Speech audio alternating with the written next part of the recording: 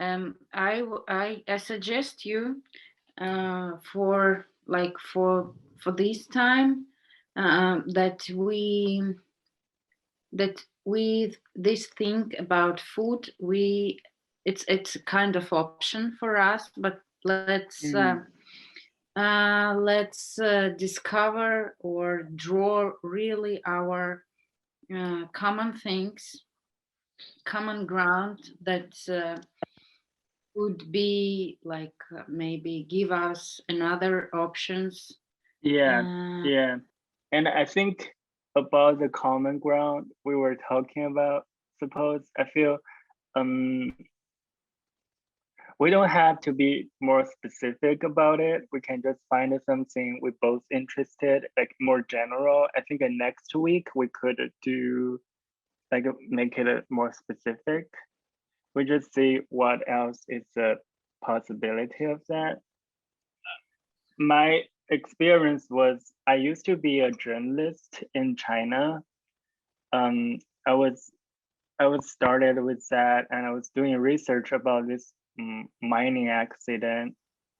Then the report didn't go through, and also because that was kind of a huge thing happened in the village, because the village was totally being like disappeared from the satellites on the Earth. You can see the map. They kind of like removed the whole village away and started to developing coal mine, like open pits there. So Was it a real mining or Bitcoin mining? no, it's a real mine. I come from a coal mine town, so there's a lot of coal mine.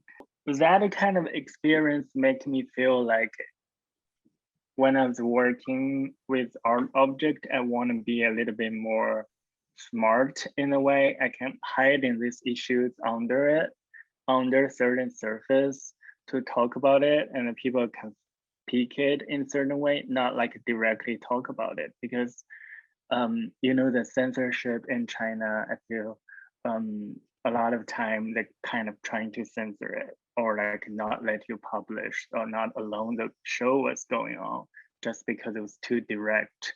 I think in that way kind of make me interested in what you were talking about underneath, because um, it's almost like a tracing to be more pay more attention about what is more important. Is that absence or like the visible ones? I really like it because I have some also, topics that not suitable for commenting politics and so on.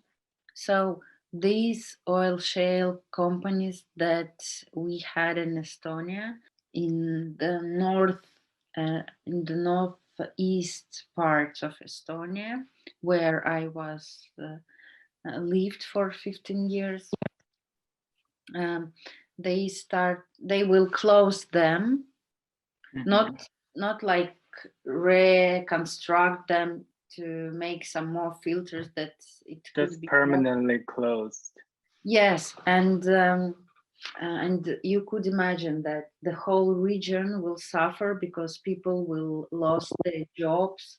Okay, Yeah, we're talking about the green energy and so on, but we are talking about also the people lives, and yeah. this mining is also, like something about deeper, that Hmm. people are going and suffering and risking their lives, and now this company will be get closed um, Hmm. because of for the state it is really hard. It is like the better way just to close down and um, um, to put the money flows into something like growing, like this green energy with these ventilators or solar system, and um, uh, not to upgrade um, the being ones of the the that they have now. So it is cheaper for them just to close and the whole region who were like produced energy, like 80% of energy were produced by this region, will be now just like is now at the risk of closure. And mostly people who are living in this region, mostly of them, like third of them, is working on this kind of industries and on this oil shale industry and mining stuff. And now this cryptocurrency mining is also like a topic of discussion, and they use and because how do they get this crypto coins or crypto money? They use this energies. Yeah, I think it happened to my hometown too, because basically where I'm from was the capital of coal mine. So the one state or province, like it took over like probably like over 50% of the energy of the whole country. And that really kind of like set up. I feel like that's a hard it's hard to judge like if the business is good or bad, because yes, it kind of have a lot of pollution, it's created a lot of disconvenient, but at the same time they give a lot of people jobs and they give them money, so they're living on that. So if you shut down that, it's good for in general for long run, but how about these people? What are they gonna make a living for? Which is they used to be making money by in this whole industry. From your country, this mining, your country is mining coal? Yeah. Coal, okay. And what is the usage of coal? For energy, burn it. Burning, yes. This oil shale rocks also they burned and make a special oil and yeah, it's just similar. Yeah, it's just like a fossil fuels. They can use that to burn it and bring more energy there. The thing what happened was kind of more complicated about this village was disappeared. I was talking to you because I did actually a series of work about it.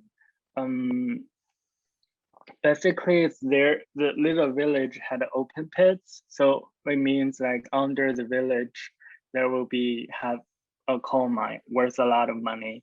So the local government had agreement with the developers, so they kind of sell the whole village to them. So they moved to the city. The villagers moved to the city, but they lost all the land. I feel like for them, it's kind of having a hard time because how they make a living was always related with the land itself, either the farmers or the coal or something related. Then right now they're in the city, living in the like a tall building, but they don't have any skills to survive in the city. So I think it's kind of like they pay you money, then you kind of just don't know how to survive. You have to getting used to how to live in the city, and there's education doesn't support them to make a living there too. What amount of money you are talking about? Did they support their life in cities in a way that they gave them kind of apartment where to live? They give them apartment to live, but also give them amount of money, but the money is not gonna be lost in the rest of their life. It may be good money for like 5 years or 10 years, but if they don't have the skills to make a living in the city, what are they gonna do next after the money is gone? Most of the people who live there, they bury their ancestors, and right now it means like they're gonna dig their history. Yeah, well, they're gonna ruin all the ancestors' tomb too. They're gonna dig them out because they're gonna take in the corn. So it's more complicated because the land is not just a land you can abandon anytime you want, because that with your family history as well. They moved from a village, moved to a town. What town is it? It's called Shanxi province. The town is called Xiyang. And this is a small city? Yeah. Oh my God. That's where I'm from. Our whole country is double less than your County. Yes. That's crazy. Oh my God, really? 3.2 million. Yeah. And this is, you say that it is not a big city, yes? No, not at all. Okay, let me check how big is Estonia. This is our anthem.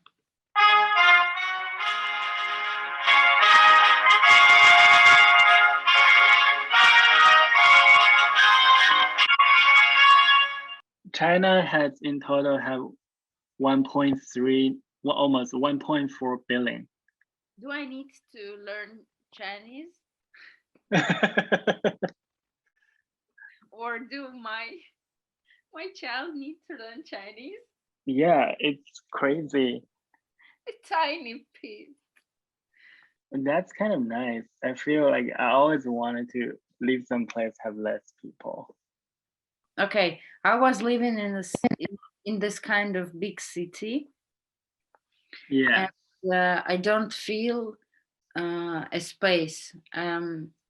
I like really here that I have a space, like I would like to be like alone, to feel the space.